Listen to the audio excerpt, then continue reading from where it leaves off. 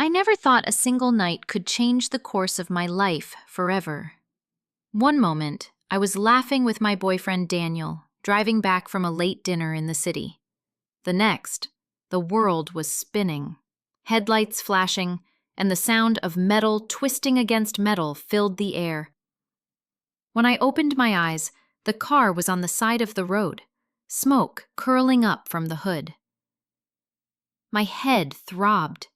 My hands were shaking, and Daniel was slumped over the wheel. "Daniel!" I screamed, shaking him. He groaned, blood running down the side of his face. Relief washed over me when I realized he was still breathing. Minutes later, the ambulance arrived. I kept replaying the crash in my head. The way Daniel had suddenly pressed the brakes too late. How his phone had lit up just seconds before the impact. At the time, I didn't want to believe it meant anything. But that detail, that glowing phone screen, would come back to haunt me. At the hospital, they told us we were lucky. I had a mild concussion. Daniel had a broken arm and some stitches. But we were alive. Everyone said we should be grateful. But lying awake that night in the sterile hospital bed, I couldn't shake the feeling that something about the accident wasn't right. The morning after the accident, I woke up to the sound of Daniel's phone buzzing on the nightstand in his hospital room. He was still asleep, his arm in a cast, breathing heavily. The screen lit up with a name I didn't recognize. Clara Hart. My heart skipped a beat. I knew most of Daniel's friends, his coworkers, even his cousins, but Clara? And the little heart next to her name? That was new. I told myself not to jump to conclusions. Maybe it was an old friend, maybe a colleague, but something in my gut twisted. I reached for the phone, my hand trembling, but before I could open it, Daniel stirred and shifted in the bed. I quickly pulled away. Later, when he was more awake, I asked casually, "Hey, who's Clara?" He froze, just for a second, but I noticed it. Then he forced a laugh. "Oh, just someone from work. She's been helping with the project I told you about." Something about his tone felt rehearsed. I smiled back, pretending to believe him, but a storm was already brewing inside me. Over the next few days, the strangeness grew. Daniel was constantly on his phone, tilting the screen away from me when I got too close. He left the room to take calls. At night, when he thought I was asleep, I caught him whispering. And then there was the accident itself. The police said he had been driving too fast, that he might have been distracted. But I remembered his eyes widening just seconds before the crash, like he'd seen something on the screen that shocked him. I couldn't get the image out of my mind. The glow of that phone, the way his hands had tightened on the wheel, the split second of panic. It wasn't just bad luck. Something about that night was tied to Clara. I could feel it. And I was going to find out the truth. A week after the accident, Daniel was finally discharged from the hospital. He insisted he could handle things himself. But with his arm in a cast, I ended up helping with almost everything. Cooking, driving, even answering some of his work emails. That's when the opportunity came. One evening, while he was showering, his phone buzzed on the table.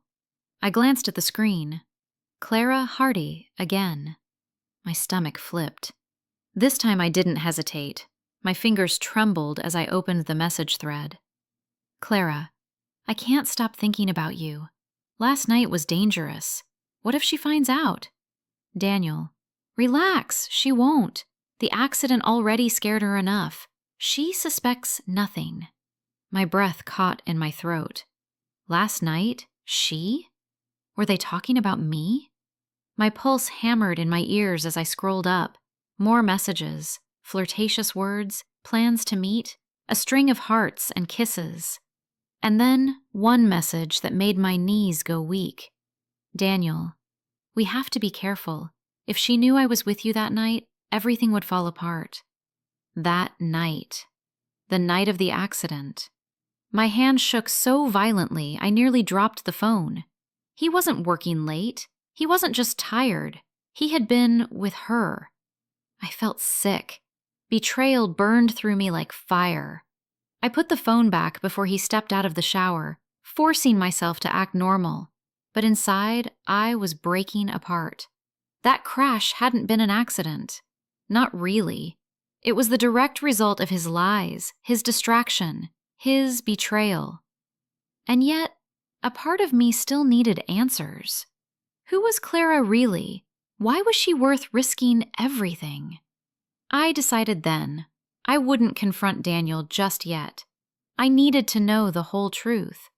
So, I planned to meet Clara myself. It took me 3 days to gather the courage. 3 days of pretending everything was fine, of kissing Daniel goodnight while my stomach churned with disgust. I finally found Clara's Instagram. Her name saved in his phone made it too easy. She was stunning. Long auburn hair, piercing green eyes, the kind of beauty that drew attention without even trying. But there was something else about her photos. She wasn't just some random fling. She and Daniel had been to the same places we had gone together. The same bar, the same lake house, even the same little cafe where he once told me he loved me for the first time. It felt like my memories were being stolen, rewritten. I sent her a message. Simple, direct. "Can we talk? I think you know who I am." To my surprise, she agreed. We met at a quiet coffee shop outside of town. Clara walked in with sunglasses and a careful smile, but when she saw me, her expression shifted to guilt. "You must be Emma," she said softly, sitting down across from me. "Cut the small talk," I snapped. "How long have you been seeing him?" Her lips trembled. "Almost a year." A year. My heart sank. I wanted to scream, to throw the coffee in her face, but something in her eyes stopped me. She looked broken. "You don't understand," Clara whispered. "Daniel told me you two were basically over, that you stayed together out of convenience. He said he loved me." I laughed bitterly. Convenience? He proposed to me 6 months ago. Clara's face went pale. What? Her reaction was too real to be faked. That's when it hit me. She wasn't just the other woman. She was a victim too. And then Clara leaned closer, lowering her voice. "There's something else you need to know. The night of the accident, he wasn't driving back from dinner with you. He was leaving my apartment. He rushed out because you kept calling him. He didn't want you to know he was with me." My blood ran cold. That was the truth I had been chasing, and now I had it. The accident hadn't been fate. It was the result of his lies, his double life. But Clara wasn't done. She grabbed my hand, her eyes wide with fear. "Emma, you think he's just lying, but it's worse. He's dangerous. You don't know what he's capable of." I pulled my hand back, staring at Clara. "Dangerous? What are you talking about?" She looked around nervously, as if someone might be listening. Then she leaned in again. "Daniel isn't who you think he is. When we first started seeing each other, he was charming, kind. But then I started noticing things. The lies, the money he couldn't explain, the temper." My chest tightened. I had seen his temper too, but always in small bursts, quickly smoothed over with apologies. Clara continued, her voice shaking. "The night of the accident, before he left my apartment, he got a call. He was furious. He said if anyone ever exposed him, he'd make sure they regretted it. Emma?" Her eyes locked on mine. "I don't think he'd stop at cheating. He's capable of worse." I felt my blood run cold. My mind replayed the accident, the way Daniel swerved, how distant he seemed, his vague explanation. Could he have done it on purpose? My phone buzzed on the table, a text from Daniel. "Where are you? Dinner's ready." I shoved the phone back into my bag, heart pounding. Clara reached for me again. "You have to get out, before it's too late." Her words rattled in my skull the entire drive home. When I walked into the house, Daniel was setting the table, smiling warmly like nothing was wrong. For a moment, I almost believed the lie again, but then I looked at him differently. The man I loved, was he a stranger? I forced myself to smile back, but inside, I was already planning to uncover every secret, planning to protect myself. Because if Clara was right, Daniel wasn't just unfaithful, he was dangerous, and I was still living under the same roof with him. That night, after Daniel fell asleep, I lay awake staring at the ceiling. My mind wouldn't rest. Clara's warning kept echoing in my head. He's dangerous. You don't know what he's capable of. At 2 a.m., I slipped out of bed and padded quietly to his office. He kept the door locked most of the time, but I'd noticed he left the key in his jacket pocket. Tonight, luck was on my side. The room smelled faintly of cologne and paper. His laptop glowed on the desk, still on sleep mode. I hesitated, then opened it. His emails were full of excuses. Missed work, vague business trips. But then I saw a folder on the desktop labeled Private. Inside were dozens of documents. Bank transfers, large sums of money moving between shadowy accounts. None of them made sense. And then, buried deep, I found something that made my stomach twist. A series of photos. Of me. Not the usual kind, not selfies or saved pictures. These were taken secretly. Me walking to the store, leaving the gym, even one of me sleeping. My hands trembled. Who takes photos like that of someone they love? Before I could process it, I heard footsteps in the hallway. I slammed the laptop shut and shoved the key back into my pocket just as the door opened. Daniel stood there, half asleep, rubbing his eyes. "Emma, what are you doing up?" I forced a yawn, clutching my stomach. Couldn't sleep, just got some water. He studied me for a moment too long, then finally nodded. "Come back to bed. It's late." I followed him, my heart hammering, trying to keep my breathing steady. But in my mind, one thought screamed louder than all the others. I wasn't safe. The next morning, Daniel kissed my forehead before leaving for work, as if nothing in the world was wrong, but my skin crawled under his touch. The moment the door clicked shut, I grabbed my phone and called Clara. "We need to meet," I whispered. "You were right. I found things. Things that prove he's hiding something." She agreed to meet me at a quiet cafe on the edge of town. As I waited, I rehearsed what I'd say. The bank transfers, the secret photos, the way he always seemed to know where I was. Clara arrived looking pale, her eyes darting nervously. She slid into the booth across from me. "You shouldn't have gone through his things," she hissed. "If he finds out, Emma, he'll—" She stopped herself, biting her lip. "He'll what?" I pressed. Clara's voice dropped to a whisper. "Daniel isn't just cheating. He's involved with people. Dangerous people. The money, the lies, it's all part of it. He told me once that if anyone betrayed him, they'd disappear. Emma, you have to get out before he decides you know too much." My blood ran cold. My hands clenched around my coffee cup to stop them from shaking. "Then help me," I said, my voice trembling. "Help me disappear." Clara nodded slowly, glancing over her shoulder. "I will. But you have to move fast. Tonight. Pack what you need.